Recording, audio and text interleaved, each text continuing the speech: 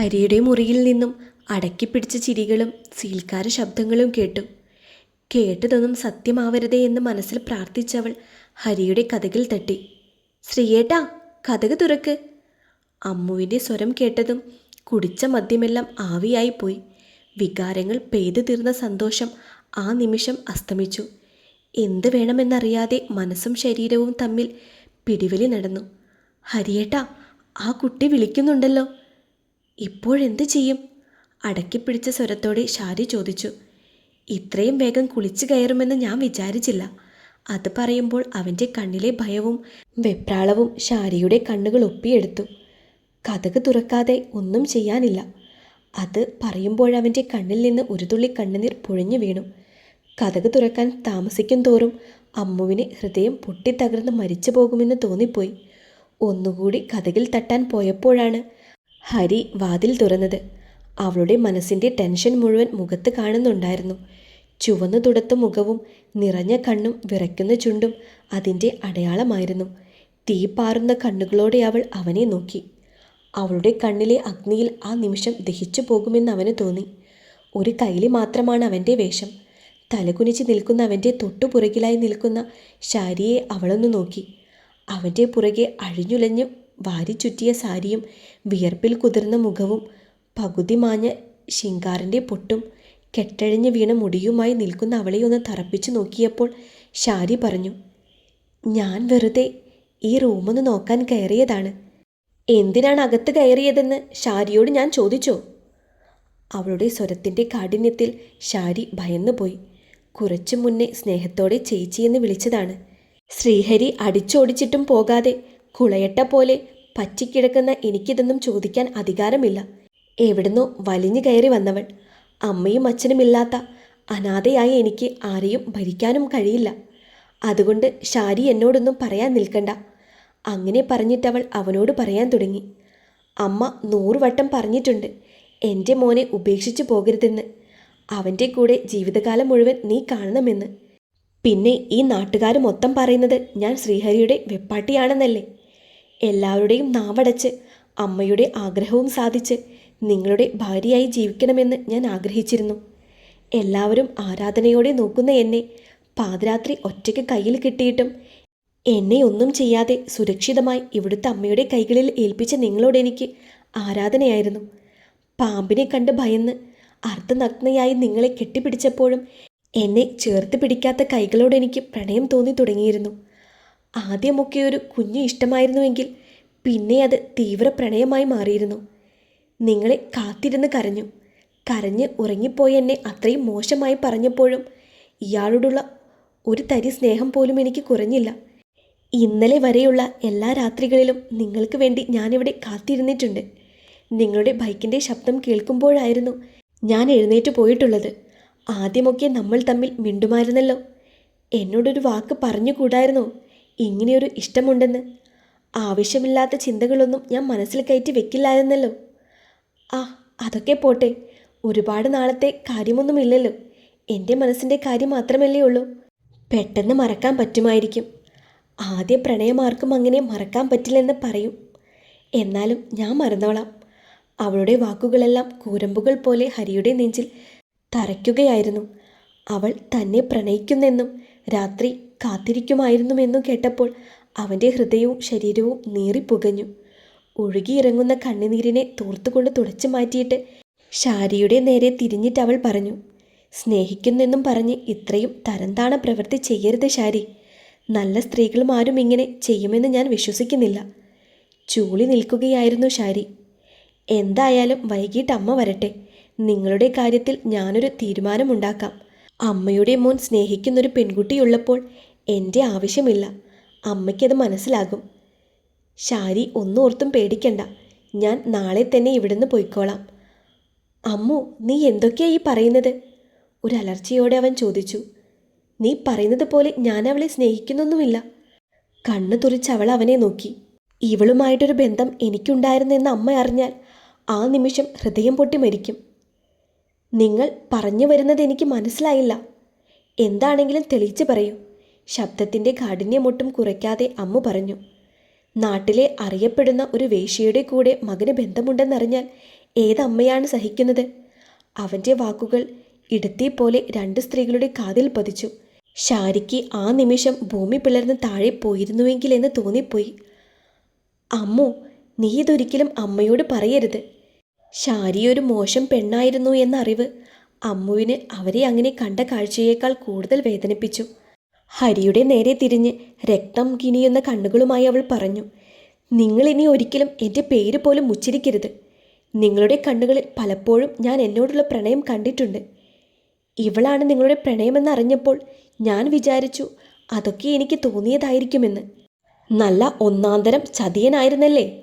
എന്നോട് പ്രണയം വെച്ചിട്ട് ഇവളുടെ കൂടെ പോയി കിടക്കാൻ നിങ്ങൾക്ക് എങ്ങനെ തോന്നി?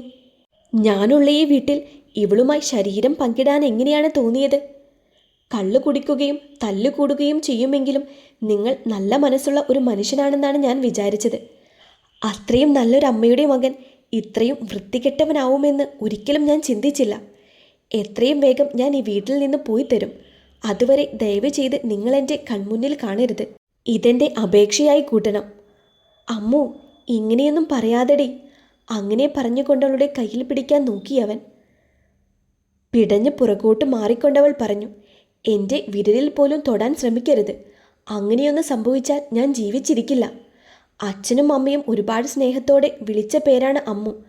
ആ പേരൊരിക്കലും നിങ്ങളിനി വിളിക്കരുത്. ഹരിയുടെ നേരെ കത്തുന്ന കണ്ണുകളായി വാക്ഷരങ്ങൾ എഴുതു അവൾ.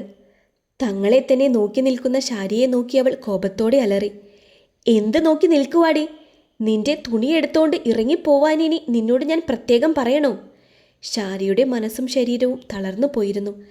ഹരിയുടെ മുഖത്ത് നോക്കിയപ്പോൾ പാപഭാരവുമായി നിറകണ്ണുകളുമായി അമ്മുവിനെ തന്നെ നോക്കി നിൽക്കുകയാണ്.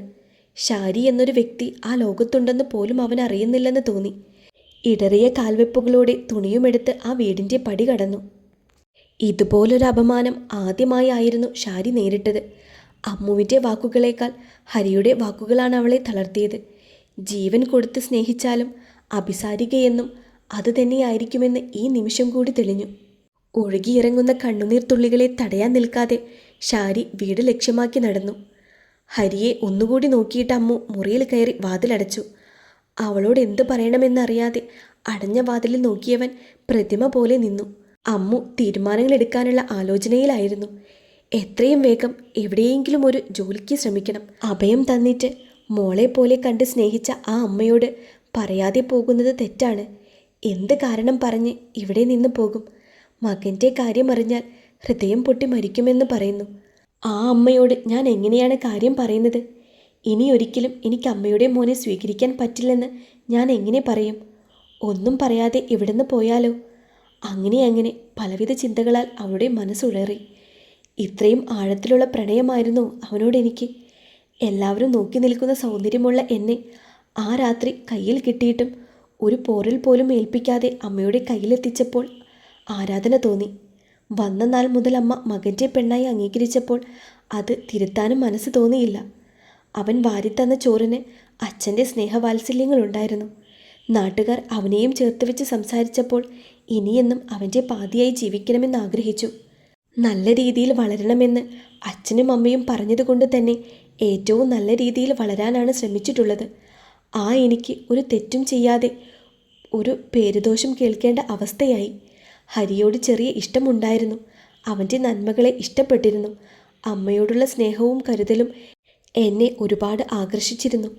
പാമ്പിനെ ഭയന്ന് ആ അവസ്ഥയിൽ അവനെ കെട്ടിപ്പിടിച്ചിട്ടും തെറ്റൊന്നും ചെയ്യാതെ എന്നെ സംരക്ഷിച്ച അവൻ്റെ കൈകളെ ഞാൻ പ്രണയിച്ചിരുന്നു. അതെ, ശിവപ്രിയ ഹരിയെ പ്രണയിച്ചിരുന്നു. ഇത്രയും വൃത്തികെട്ട ഒരുവനെ പ്രണയിച്ചതോർത്ത് അവൾക്ക് ലജ്ജ തോന്നി. അമ്മുവിൻ്റെ അടഞ്ഞ വാതിലിന് മുന്നിൽ കുറച്ച് സമയം കൂടി നോക്കി നിന്നിട്ട് ബെഡ്ഷീറ്റും എടുത്ത് പാപഭാരങ്ങൾ കഴുകിക്കളയാനായി പോയി അവൻ. കഴുകാനായി കൊണ്ടുവന്ന ഷീറ്റും നോക്കി കുറച്ച് സമയം നിന്നു. കുറച്ച് മണ്ണെണ്ണയെടുത്ത് ഇട്ടിരുന്ന തുണിയും ഷീറ്റ് സഹിതം കത്തിച്ച് കളഞ്ഞു. ആ വീട്ടിൽ വെച്ച് ചെയ്ത തെറ്റിൻ്റെ ഓർമ്മ പോലും അവിടെ ഉണ്ടാകരുതെന്ന് തോന്നി. അവൻ ചെയ്ത തെറ്റ് മറ്റൊരാളുടെ ഹൃദയത്തിൽ ഒരിക്കലും മറയ്ക്കാത്ത മുറിവായി. സ്ഥാനം പിടിച്ച് കഴിഞ്ഞെന്നുള്ള സത്യം അവൻ മറന്നുപോയി. കുളിച്ചിട്ട് വന്ന് തിണ്ണയിൽ ഇരുന്നപ്പോഴാണ് ഫോണിൻ്റെ ശബ്ദം കേട്ടത്. മറുവശത്ത് നിന്ന് കേട്ട വാർത്ത അവൻ്റെ ഹൃദയം തകർക്കാൻ കെൽപ്പുള്ളവയായിരുന്നു. അമ്മു, അമ്മു, വാതിൽ തുറക്ക്. അകത്ത് കയറി കതകിൽ തട്ടി വിളിക്കാൻ തുടങ്ങിയവൻ. നിങ്ങൾക്ക് എന്ത് വേണം? എന്നെ ആ പേര് വിളിക്കരുതെന്ന് പറഞ്ഞിട്ടില്ലേ? ഭദ്രകാളിയെപ്പോലെ ഉറഞ്ഞു തുള്ളി അവൾ ചോദിച്ചു. നീ പറയുന്നത് എന്തും കേൾക്കാൻ ഞാൻ ബാധ്യസ്ഥനാണ്. പക്ഷേ ഇപ്പോൾ അതിനുള്ള സമയമല്ല. അമ്മ ബസ്സിൽ നിന്ന് വീണു. ഹോസ്പിറ്റലിൽ കൊണ്ടുപോയിരിക്കുകയാണ്. നീ പെട്ടെന്നൊരുങ്ങ്, നമുക്ക് പോകാം. ഗദ്ഗതം കൊണ്ടവൻ്റെ വാക്കുകൾ ഇടറുന്നുണ്ടായിരുന്നു. ആ വാർത്ത അമ്മുവിനെയും തളർത്തിക്കളഞ്ഞു. അമ്മയെയും അച്ഛനെയും നഷ്ടപ്പെട്ട നിമിഷത്തെക്കുറിച്ച് ഭീതിയോടെ അവൾ ഓർത്തു. മോളെപ്പോലെ ചേർത്ത് നിർത്തിയ അമ്മയ്ക്കെന്തെങ്കിലും സംഭവിക്കുമോ എന്ന് ഭയന്ന്. ഇതൊന്നും കേൾക്കാനും കാണാനും കഴിയാതെ ആ നിമിഷം മരിച്ചു പോയിരുന്നുവെങ്കിലെന്ന് അവൾ ആഗ്രഹിച്ചു. സ്തംഭിച്ചു നിൽക്കുന്നവളോടായി ഹരി പറഞ്ഞു, അമ്മു, ആലോചിച്ച് നിൽക്കാൻ സമയമില്ല, പെട്ടെന്നാവട്ടെ. നിങ്ങളുടെ കൂടെ ഞാൻ വരത്തില്ല. എവിടെയാണെന്ന് പറഞ്ഞാൽ മതി, ഞാൻ ഒറ്റയ്ക്ക് വന്നോളാം. പറ്റുമെങ്കിൽ കവലയിൽ നിന്നൊരു ഓട്ടോ പറഞ്ഞു വിട്. മുഖത്തടിച്ചതുപോലെ പറഞ്ഞിട്ടവൾ കഥ കടച്ചു. അവളുടെ പ്രതികരണം വേദനിപ്പിച്ചെങ്കിലും തനിക്കിതിൽ കൂടുതൽ നല്ല പ്രതികരണം കിട്ടില്ലെന്ന് മനസ്സ് പറഞ്ഞതുകൊണ്ട് പെട്ടെന്ന് തന്നെ ബൈക്കെടുത്ത് അമ്മയുടെ അടുത്തേക്ക് പോയി. ഒരു ബിഗ് ഷോപ്പറിൽ അമ്മയുടെയും അവളുടെയും തുണിയും ഷീറ്റുമെല്ലാം എടുത്തു വെച്ചു. ആശുപത്രിയിലേക്ക് വേണ്ടുന്ന അത്യാവശ്യ സാധനങ്ങളും എടുത്തു. ബാഗിൽ നിന്ന് സർട്ടിഫിക്കറ്റും മറ്റുള്ള സാധനങ്ങളുമായിട്ട് ATM കാർഡും അമ്മയുടെ കയ്യിൽ കൊടുത്ത പൈസയുമെല്ലാം എടുത്ത് സൂക്ഷിച്ചു വെച്ചു. മുടിയിലൊരു ക്ലിപ്പിട്ട് കതകും പൂട്ടി സാധനങ്ങളുമായി റോഡിലേക്ക് ഇറങ്ങി. 19-20 വയസ്സ് തോന്നിക്കുന്ന ഒരു കൊച്ചു പയ്യൻ ഓട്ടോ കൊണ്ടുവന്ന് നിർത്തി. ചേച്ചി, ഹരിയേട്ടൻ്റെ പെണ്ണല്ലേ? അവൻ്റെ ആ ചോദ്യം കേട്ടതും ദേഹം മുഴുവൻ പുഴുവരിക്കുന്നത് പോലെ തോന്നി അമ്മുവിന്. ചേട്ടൻ പറഞ്ഞു വിട്ടതാണ്, പെട്ടെന്ന് കയറ്, ഞാൻ ഹോസ്പിറ്റലിൽ കൊണ്ടാക്കാം. അവനെ രൂക്ഷമായൊന്ന് നോക്കിയിട്ട് ഓട്ടോയിൽ കയറിയിരുന്നു. ഇടയ്ക്കിടയ്ക്ക് അവൻ്റെ കണ്ണ് കണ്ണാടിയിലൂടെ അവളുടെ മുഖത്തേക്ക് പാറി വീണു. നീ എന്താടാ മനുഷ്യനെ കണ്ടിട്ടില്ലാത്തതുപോലെ നോക്കുന്നത്? ഹരിയോടുള്ള ദേഷ്യം കൂടി അവനോട് തീർത്തു. അറിയാതെ നോക്കിപ്പോയതാ ചേച്ചി, ഹരിയേട്ടനോട് പറയല്ലേ. ഞാൻ തെറ്റായിട്ടൊന്നും വിചാരിച്ച് നോക്കിയതല്ല. ഒന്നമർത്തി മൂളിയിട്ടവൾ ദേഷ്യത്തോടെ പുറത്തോട്ട് നോക്കിയിരുന്നു. ആശുപത്രിയിലെത്തിയപ്പോൾ കാഷ്വാലിറ്റിയുടെ വാതിൽ അലക്ഷ്യമായി നിൽക്കുന്ന ഹരിയെ കണ്ടു. അവനോടൊന്നും മിണ്ടാതെ കുറച്ച് മാറി അവിടെ നിന്നു. ഹരി ഇടയ്ക്കിടയ്ക്ക് എന്തൊക്കെയോ തിരക്കുന്നതും മരുന്ന് വാങ്ങി കൊടുക്കുന്നതും എല്ലാം കണ്ടെങ്കിലും അവൾ അവനോടൊന്നും ചോദിച്ചില്ല. അമ്മയ്ക്ക് ഒന്നും വരല്ലേ എന്ന പ്രാർത്ഥനയോടെ അവൾ 2 മണിക്കൂറോളം കാഷ്വാലിറ്റിയുടെ വാതിലിൽ തന്നെ കാത്തു നിന്നു. ഹരി അകത്തേക്ക് കയറി പോകുന്നത് കണ്ടപ്പോഴും അവൾ അവിടെ തന്നെ നിന്നു. കുറച്ച് സമയം കഴിഞ്ഞപ്പോൾ അമ്മയെ വീൽ ചെയറിൽ കൊണ്ടുവരുന്നത് കണ്ടു. തല പൊട്ടിയത് കെട്ടിവെച്ചിരിക്കുന്നു, കയ്യിലും മരുന്ന് വെച്ചിരിക്കുന്നു, കാലിന് പ്ലാസ്റ്റർ ഇട്ടിരിക്കുന്നു, മുഖം നീര് കയറി വീർത്ത് പൊട്ടാറായതുപോലെ ഇരിക്കുന്നു, കൺതടം നീലിച്ച് ചുവന്ന് ചെറുതായിപ്പോയി. അമ്മയുടെ കോലം കണ്ട അവളുടെ കണ്ണിൽ നിന്ന് കണ്ണുനീർ ധാരധാരയായി ഒഴുകി തുടങ്ങി. അവളെ കണ്ട് സംസാരിക്കാൻ ശാരദ ശ്രമിച്ചെങ്കിലും വേദന കാരണം അവർക്ക് വാതുറക്കാൻ കഴിഞ്ഞില്ല. അമ്മയെ വാർഡിൽ കൊണ്ട് കിടത്തിയിട്ട് നിറകണ്ണുകളുമായി അവൻ അവരുടെ കാലിൻ്റെ അടുത്തിരുന്നു. മരുന്നിൻ്റെ കാഠിന്യത്തിൽ അവർ മയക്കത്തിലേക്ക് വീണു. അമ്മു, എൻ്റെ കയ്യിൽ അധികം പൈസയില്ല, ഞാൻ മുതലാളിയുടെ അടുത്ത് പോയി പൈസ മേടിച്ചിട്ട് വരാം. അമ്മയുടെ തലക്കിലിരിക്കുന്ന അമ്മുവിനോടായി അവൻ പതിയെ പറഞ്ഞു. നിങ്ങളിതൊന്നും എന്നോട് പറയേണ്ട കാര്യമില്ല. പിന്നെ ഇത് കുറച്ച് ദിവസം കൊണ്ട് എൻ്റെയും കൂടെ അമ്മയാണ്. അമ്മ തന്ന സ്നേഹവും നെഞ്ചിൻ്റെ ചൂടും ഞാൻ മരിക്കുന്നത് വരെ മറക്കില്ല. അമ്മയുടെ ആവശ്യത്തിനുള്ള പൈസ എൻ്റെ കയ്യിലുണ്ടെന്ന് പറഞ്ഞവൾ കയ്യിലിരുന്നതിൽ നിന്ന് കുറച്ച് കാശെടുത്ത് അവൻ്റെ കയ്യിൽ കൊടുത്തു. ഈ അവസ്ഥയിലും പൈസയുടെ പേരും പറഞ്ഞ് ആരെയെങ്കിലും കാണാനുണ്ടെങ്കിൽ പോകാം. അവളുടെ വാക്കുകൾ അവന് നല്ലതുപോലെ വേദനിച്ചെങ്കിലും താൻ ഇതിനെല്ലാം അർഹനാണെന്ന തോന്നലിലൊന്നും മിണ്ടാതെ ആ പൈസയും വാങ്ങി പോക്കറ്റിൽ വെച്ചവൻ വരാന്തയിൽ പോയിരുന്നു. ആശുപത്രിവാസം 5 ദിവസം പിന്നിട്ടു. 2 ദിവസം ജോലിക്കൊന്നും പോകാതെ ഹരി ആശുപത്രിയിൽ തന്നെ നിന്നു. പിന്നെ രാവിലെ ജോലിക്ക് പോയി വൈകിട്ട് ഹോസ്പിറ്റലിൽ വന്ന് കിടക്കും. ഈ ദിവസങ്ങളിലൊന്നും മദ്യം കൈകൊണ്ട് തൊട്ടതേയില്ല. ശാരിയെയും മറന്നു പോയിരുന്നു. മുഖത്തെ നീരൊക്കെ കുറഞ്ഞ് ശാരദയ്ക്ക് ഇപ്പോൾ നല്ലതുപോലെ സംസാരിക്കാൻ കഴിയും. കുഞ്ഞിനെ പോലെയാണ് അമ്മു ശാരദയെ നോക്കിയത്. വാർഡിൽ കിടക്കുന്ന എല്ലാവരും അവരുടെ മകളാണെന്നാണ് കരുതിയത്. അവർ കടയിൽ പോയപ്പോൾ വന്നു ചോദിച്ചവരോട് മോൻ്റെ പെണ്ണാണെന്ന് അവൾ സന്തോഷത്തോടെ പറഞ്ഞു. ജോലിക്ക് പോകുന്നതിന് മുന്നേ അമ്മയെ കോരിയെടുത്ത് ബാത്റൂമിൽ കൊണ്ടുപോകുമായിരുന്നു അവൻ. അമ്മയെ അവൾ വൃത്തിയാക്കി തിരിച്ച് ബെഡിൽ കൊണ്ട് കിടത്തിയിട്ടേ അവൻ പോകുമായിരുന്നുള്ളൂ. ഇത്രയും നല്ലൊരു മകനെയും മരുമകളെയും കിട്ടിയത് ശാരദയുടെ ഭാഗ്യമാണെന്ന് ആശുപത്രിയിൽ കിടന്നവരെല്ലാവരും അടക്കം പറഞ്ഞു. ആശുപത്രിയിൽ വരുന്നവരെല്ലാവരും ഡോക്ടർമാരും നഴ്സുമാരടക്കം അമ്മുവിനെ ആരാധനയോടെ നോക്കുന്നത് കണ്ട് ആ അമ്മയുടെ ഹൃദയം സന്തോഷത്താൽ തുടിച്ചു. അമ്മയുടെ നിർബന്ധം കൊണ്ട് ഹരിയോടൊപ്പം ആശുപത്രിക്ക് പുറത്ത് സാധനം വാങ്ങാൻ ഇറങ്ങിയതായിരുന്നു അമ്മു. അപ്പോഴാണ് പ്രിയേ എന്ന് വിളിച്ചു കൊണ്ടൊരാൾ പാഞ്ഞു വന്നത്.